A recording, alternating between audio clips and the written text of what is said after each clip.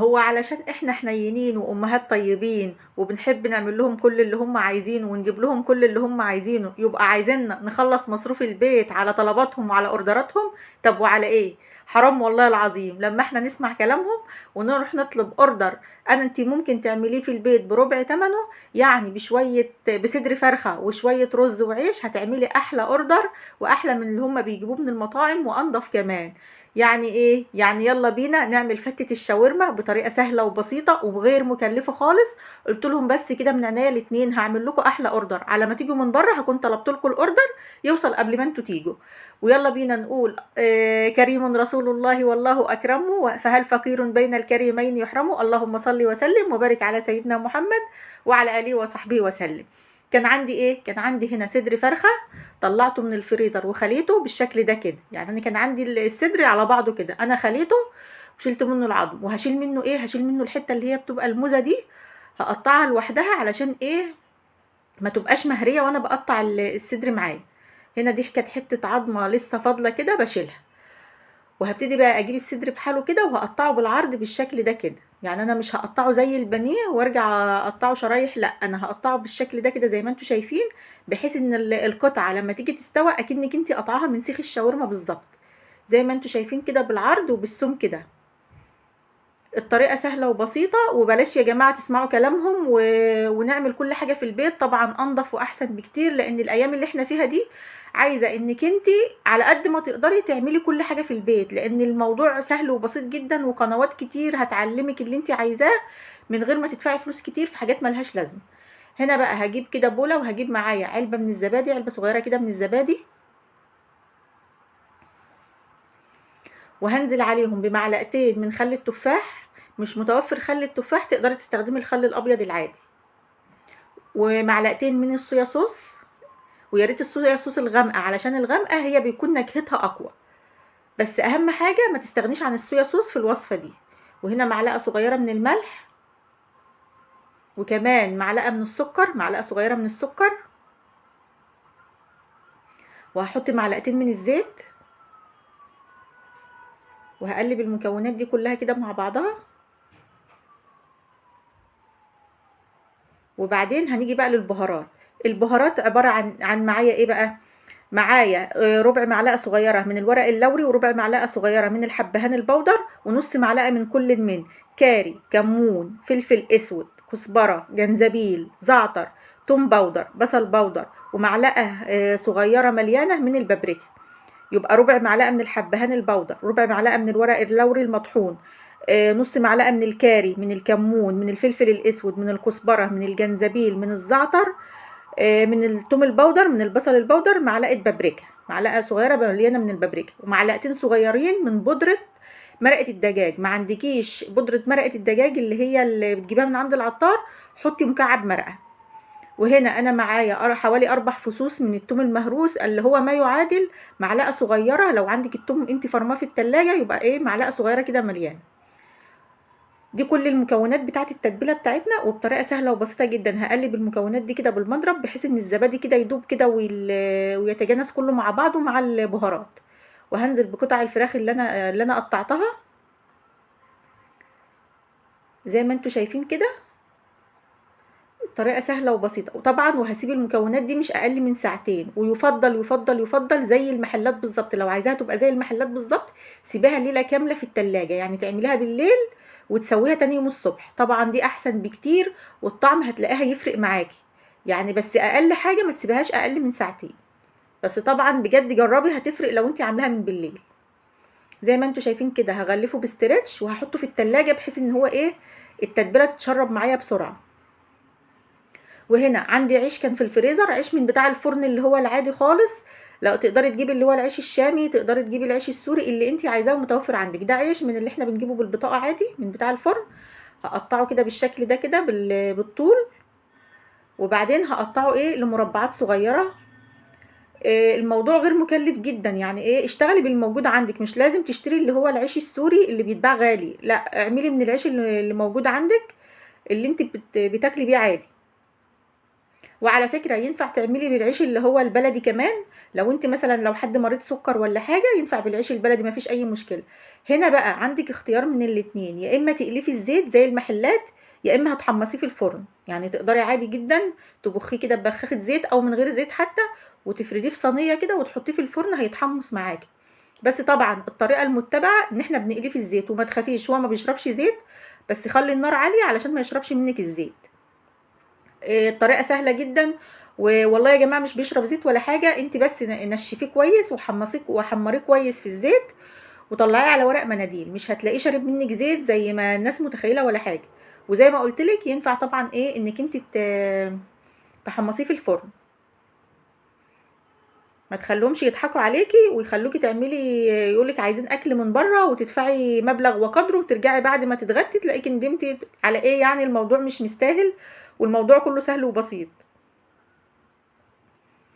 زي ما انت شايفه كده خلصنا اول دور، وهنحط ايه، هنعملهم على كذا مرحله يعني، بس انا عشان ما اطولش الفيديو انا هعملهم وايه و... وهنشوف النتيجه في الاخر. هنا كده هجيب اكبر طاسه عندي وهحط فيها معلقتين كده من الزيت، وهنزل ببصلايه كده كبيره متقطعه جوانح، هبتدي اشوحها معايا كده، وهحط لها رشه من الملح، يعني حوالي ربع معلقه كده من الملح. الملح ده بقى لازمته ايه، بيدبل معايا البصل بسرعه، وما يخليكيش ريحه البصل تطلع على عينيكي وتخليكي تدمعي، يعني ما بيخليش للبصل يطلع ريحه. اي بصل تشوحيه حط عليه ربع معلقه من الملح، مش هيخلي عينيكي تدمع وانت بتشوحيه، ولا هيقلب لك ريحه المطبخ. وهنا هحط كمان حوالي كوبايه من الفلفل الالوان. لو عندك فلفل اخضر بس عادي تقدري تستخدمي فلفل اخضر بس، انما انا الفلفل ده كنت حاطاه في الفريزر. طبعا عندك الفريش يكون احسن واحسن كمان. وحطيت عليهم ربع معلقه كده من الملح، وهبتدي هشوحهم لحد ما ايه ما يدبلوا معايا كده والبصله ايه تدخل في السوا كده معايا، يعني تكون بمعنى اصح استوت. هنا بقى في نفس الطاسه بعد ما شلت البصل والفلفل، هجيب نص كميه القطع الفراخ اللي انا متبلاها، وهبتدي بقى ايه افردها كده في الصينيه واحده، يعني في الطاسه كده واحده جنب واحده، زي ما انتوا شايفين كده بطريقه سهله وبسيطه، علشان انا عايزاها تاخد اللدعه بتاعه الشوي كده. وطبعا والنار عاليه، يعني تخلي النار عاليه، وعايزه تعرفي الفراخ اللي انت جايباها حلوه ولا لا. يعني الراجل اللي انت جايبه منه الفراخ كويسه ولا لا، ما يكونش ناقع صدور الفراخ في ميه، هتلاقيها ما تكشش منك، وكمان ما تنزلش ميه. يعني وانت بتسويها كده ما تلاقيهاش نزلت ميه وما كشتش منك، هتلاقيها بحجمها زي ما هتحطيها زي ما هتقلبيها، زي ما انتوا شايفين كده. خدت معايا اكنها مشويه بالظبط زي لدعه الشوي كده بالظبط. هبتدي بقى اشيل الكميه الاولانيه، واحط ايه بقيه الكميه اللي معايا، هعملها نفس النتيجه وهتستوى معايا بسرعه، لان هي قعدت مده في التتبيله، وكمان الخل بتاع التفاح بيسرع من عمليه السوى. زي ما انتوا شايفين كده اكنك بتشويها على جريل، وهنعملها كمان بطريقه حلوه قوي. يعني بصوا وشمي بقى الروايح بتاعه البهارات وانت بتسويها.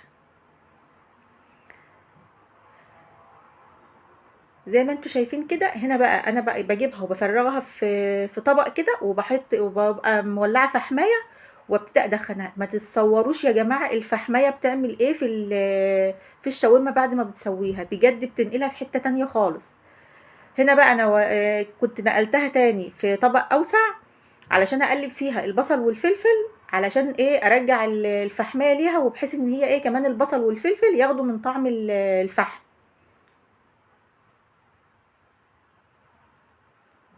ويا ريت اللي وصل لحد هنا يكتب لي في الكومنت ان انا حطيت الفلفل على البصل، ويعمل لايك، ولو لسه ما اشتركش في القناه يشترك في القناه.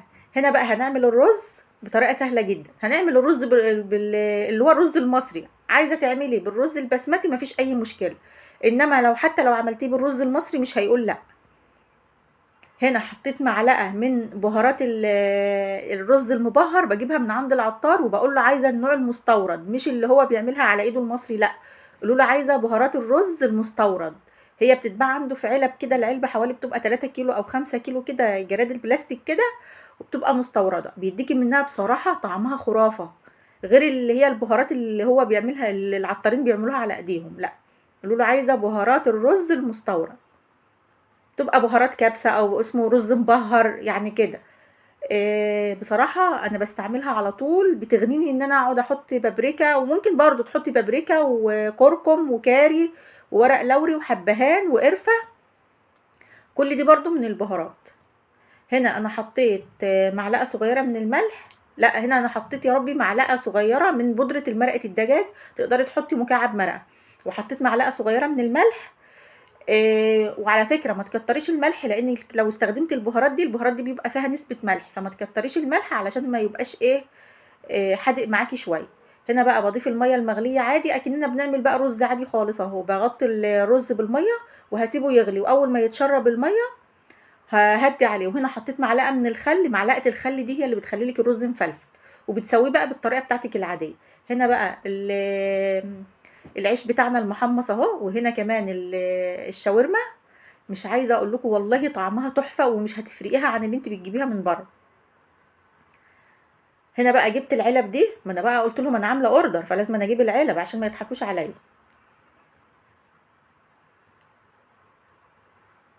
شايفين؟ وهنا جبت الرز، ما شاء الله. هحط الرز هنا تحت كده الاول، بس اهم حاجه في الخطوه دي ان الرز يكون سخن. يعني إيه لازم الرز يكون عندك سخن، علشان ايه يعني ما ينفعش يبقى بارد، يعني فاهمين ازاي؟ يعني عادي الرز الفراخ تبقى بارده ممكن شويه، العيش يكون بارد شويه، بس اهم حاجه الرز. هنا بقى هحط الفراخ بالشكل ده كده، تقدري تحطي العيش تحت والرز فوق، مفيش مشكله زي ما انت عايزه، يعني الترتيب مفيش فيه مشكله. وهنا التوميه انا كنت عملتها، بس هنزلها لكم في فيديو تاني لوحده منفصل، علشان ايه الفيديو ما يطولش معايا، فانا عملت التوميه في فيديو منفصل.